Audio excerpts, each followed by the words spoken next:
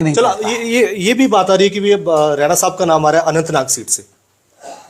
राजनीतिक हलकों में चर्चा चल रही है, आप बता दीजिए, कंफर्म कर दीजिए थोड़ा, क्या तैयारी कर रहे हैं आप भी या? भारतीय जनता पार्टी का जम्मू कश्मीर अध्यक्ष होने के नाते से मेरी जिम्मेवारी है कि पांचों की पांचों सीटें भारतीय जनता पार्टी जीतकर केंद्र में पुनः तीसरी बार श्रीमान नरेंद्र मोदी साहब को प्रधानमंत्री बनाने में जम्मू कश्मीर का भी प्रचंड योगदान हो, इसके लिए मुझे काम करना है।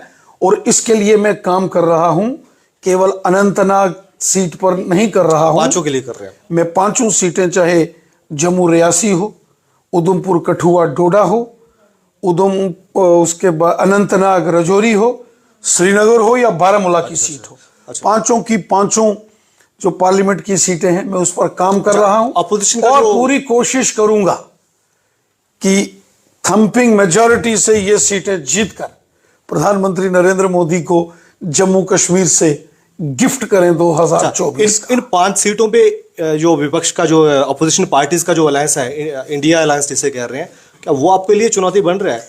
क्या नेशनल कॉन्फ्रेंस, पीडीपी और कांग्रेस एक मंच पर इकट्ठे होकर चुनाव लड़ेंगे? हमें कोई फर्क नहीं पड़ता है, कांग्रेस, नेशनल कॉन्फ्रेंस, पीडीपी ये मिलकर चुनाव लड़ेंगे या ये अलग अलग चुनाव लड़ें, बीजेपी को इससे कोई फर्क नहीं पड़ता। हम पूरे तरीके से तैयार हैं, हमारी पूरी तैयारी है। पिछले 2 साल से हम 2024 के लोकसभा चुनावों की तैयारी कर रहे हैं। पोलिंग बूथों के जनसंवाद हमने किए।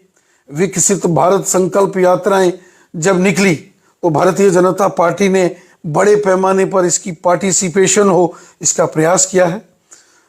हमारी जो अलग अलग पंचायत, कॉन्स्टिट्यूंसीज, ब्लॉक्स, 24/7 उसमें रैलीज हुई हैं। इसमें कोई दो राय 24 घंटे भारतीय जनता पार्टी बीजेपी का कार्यकर्ता काम करता है, एक्शन मोड में रहती है। ऑर्गेनाइजेशनल दम पर हम चुनाव लड़ते हैं, ऑर्गेनाइजेशनल दम पर हम चुनाव लड़ेंगे और मुझे पूरा विश्वास है हम जीतेंगे। कोई फर्क नहीं पड़ता एनसी, कांग्रेस, पीडीपी इकट्ठे होकर लड़े या अलग अलग लड़े। इसमें कोई दो राय नहीं कि बीजेपी का इलेक्शन मैनेजमेंट काफी अच्छा रहता है। जो बीजेपी 24/7 पार्टी है, पूरी तरह तैयार रहती है इलेक्शन के लिए।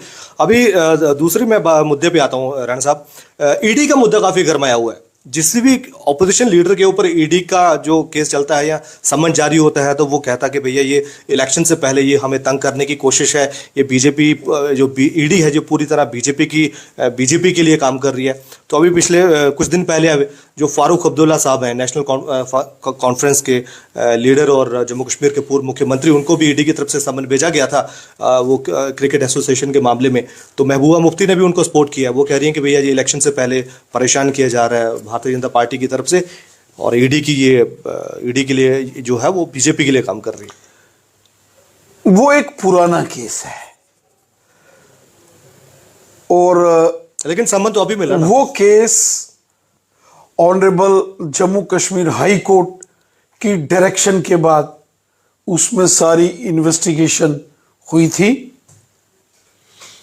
उसका चालान पेश किया गया था, कोर्ट के अंदर उसकी लंबी सुनवाई हुई है और कई बार मीडिया में उस केस की चर्चा हुई, जिसे जम्मू कश्मीर क्रिकेट एसोसिएशन के अंदर हुए स्कैम, घोटाले की जो बात सामने आती है।